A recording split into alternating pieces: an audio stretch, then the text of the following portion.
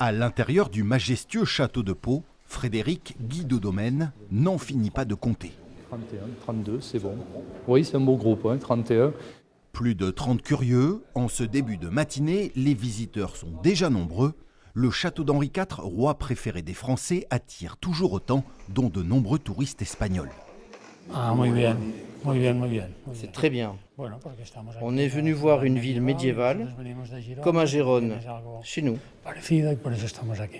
La fréquentation au château de Pau est stable cette année par rapport à l'an passé. 10 000 visiteurs en juillet et une projection de 15 000 pour août. On a un public qui est beaucoup plus familial, avec des jeunes enfants qui auraient peut-être passé leur journée à la plage précédemment et qui aujourd'hui font un séjour en Béarn qui leur convient peut-être autant ou mieux que par le passé.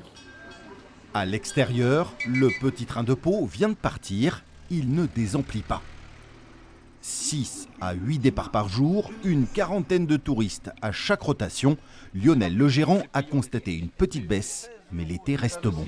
Voilà 5 pour faire 21. Mois de juillet, alors on ne peut pas dire très bien, mais au moins identique à l'année dernière. Et par contre, un mois d'août un peu en baisse, là, c'est comme ça.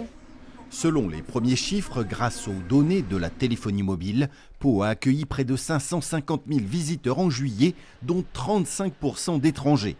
Espagnols, américains et britanniques sur le podium. À l'Office du tourisme de Pau, on constate aussi un petit tassement sur la fréquentation, mais pas d'inquiétude. Les gens restent plus longtemps, une augmentation de la durée du séjour, et au final, ça fait plus de nuitées, au nombre de nuitées touristiques, donc on s'en sort plutôt bien.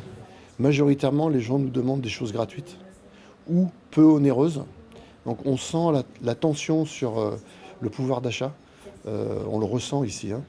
Le touriste est au rendez-vous, pas le pouvoir d'achat. Un constat partagé par de nombreux opérateurs du secteur. Il faudra attendre les chiffres de l'après-saison pour finaliser le cru 2025 du tourisme à Pau.